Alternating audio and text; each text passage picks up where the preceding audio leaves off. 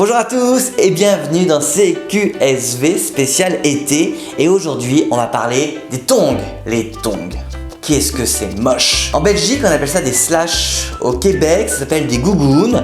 En France on appelle ça aussi des savates ou des claquettes. Quoi qu'il en soit, il fait beau, il fait chaud et tout le monde en porte. En ville, dans les aéroports, partout. Et justement, faisons un point savoir-vivre sur les tongs. Peut-on en porter partout? Que dit le savoir-vivre sur les tongs? Bref, plein de questions. Voici les réponses. C'est parti.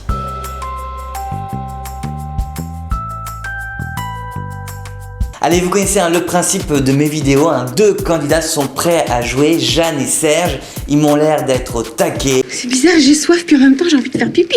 Mais d'abord, avant de démarrer, une petite note historique.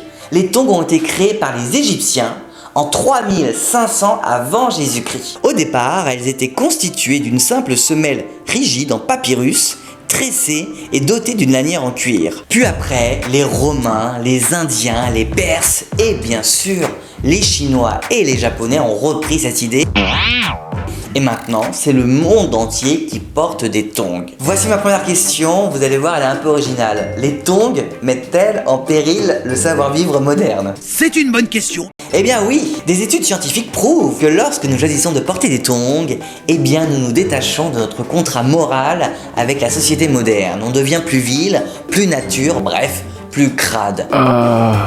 Ce que dit l'étude, c'est que lorsque nous portons des tongs, on se sent comme à la maison et c'est là le problème. On ne fait plus de distinction entre le monde extérieur et le monde intérieur, entre la sphère publique et la sphère privée. Concrètement, avec des tongs, quand on est dehors, eh bien c'est comme si on était à la maison. Et donc on se permet de faire plein de choses qu'on n'aurait pas osé faire en temps normal. Regardez par exemple dans le train.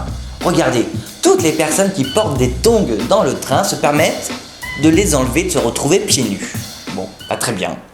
Bah écoutez, moi j'invite alors tous les voyageurs, tous, ôtez vos chaussures, ôtez vos chaussettes, et allez hop, tout le monde se met pieds nus dans le train, et on verra s'il n'y a pas un petit malaise. Allez, question suivante, peut-on porter des tongs à la plage? Il y a des moments, j'ai vraiment l'impression que vous me prenez pour un imbécile, hein. Et la réponse est non. C'est quoi ton problème? J'avoue, c'est un peu tiré par les cheveux, calmons-nous un peu avec le savoir-vivre, mais en tout cas sachez cette information essentielle, le savoir-vivre dit que lorsque nous arrivons sur le sable, nous devons ôter nos tongs et autres chaussures pour marcher dans le sable afin d'éviter des jets de sable par derrière qui sont méchants et mesquins, qui embêtent évidemment les personnes qui sont allongées sur votre chemin. Question suivante, peut-on porter des tongs quand on se promène en ville côtière? Oui!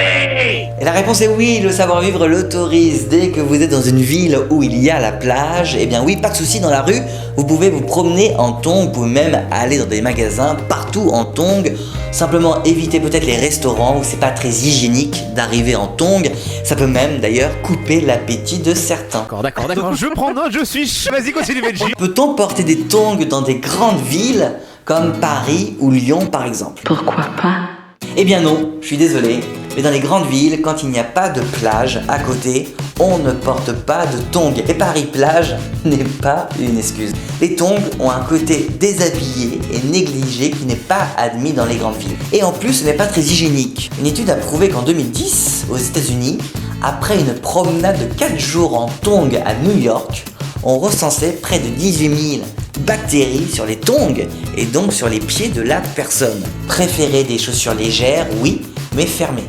Vous commencez à me fatiguer. Et je vous assure, je ne suis pas fermé d'esprit, c'est vrai que ma vidéo est un peu coup de gueule contre les tongs, mais c'est pas de ma faute, c'est le savoir-vivre qui dit ça, moi je ne fais que transmettre des informations. Tiens, un dernier conseil pour les gens qui malgré tout vont porter des tongs cet été, notamment pour les mecs, faites le maximum pour que vos pieds soient propres.